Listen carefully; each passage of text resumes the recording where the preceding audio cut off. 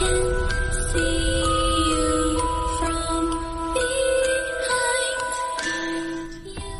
की ये story true incidents पर बेस्ड है।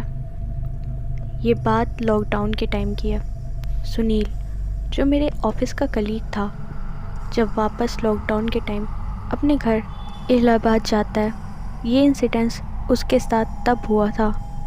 वो जब से अपने घर इलाहाबाद गया था, उसे बहुत अनईज़ी सा फील होता था। हम सब दोस्तों की कॉल पर बात होती रहती थी और जब भी सुनील से बात होती, वो बताता था कि जब से वो इलाहाबाद गया है उसे बहुत अजीब लग रहा है। हम लोगों को भी अजीब लगता था क्योंकि लॉकडाउन फर्स्ट टाइम लगा था। वो एक्सपीरियंस अपने आप में बहुत अलग था, तो हम लोगों को लगता था सुनील को भी इसीलिए अलग फील होता है। लेकिन उसका रीज़न कुछ और ही था। सुनील दिन भर ऑनलाइन वर्क करता था और रात को जब सोने जाता है तो उसे नींद नहीं आती। रात के करीब 11-12 बज रही थी कि फिर से उसे अजीब सा लगने लगता है।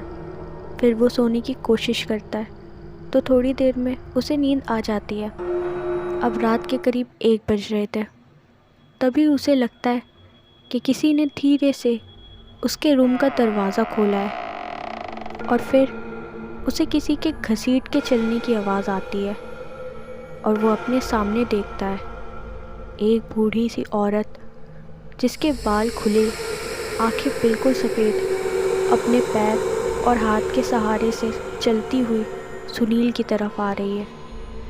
और धीरे धीरे कर वो सुनील के फेस के बिल्कुल सामने आ जाती है। सुनील बहुत देर से उठने की कोशिश कर रहा होता है, लेकिन वो हिल भी नहीं पाता। वो औरत बहुत अजीब तरह से हंसने लगती है। एकदम से वो उठ जाता है और वो देखता है रात के 1:30 बज रहे हैं और आसपास कोई भी नहीं है। सुनील समझ जाता है कि उसको शायद स्लीप पैरालिसिस हुआ है। अब अगले दिन वो दिन भर काम करता है और फिर रात को उसी वक्त उसकी आँख खुलती है। घड़ी में रात के 1:30 ही बज रहे थे। उसको आज फिर वही सेम सपना आया था। उसे बस ये एक कोइंसिडेंस समझकर वो वापस सो जाता है। अगले दिन वो मुझे फ़ोन करता है और अपनी स्लीप पैरालिसिस के बारे में बताता है। मुझे ये नॉर्मल लगता है क्योंकि अक्सर लोगों को ये होता है, लेकिन उसको ऐसा 1 महीने तक लगता है। सेम रात को डर के 1:30 बजे उसकी आँख खुलती है।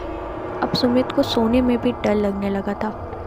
वो रात भर जाग कर अपना काम करता रहता था, जिससे उसकी हेल्थ पर भी बहुत असर पड़ने लगा था। फिर उसने अपना रूटीन बदल दिया। वो दिन भर सोता था और पूरी रात जागकर अपना काम करता था।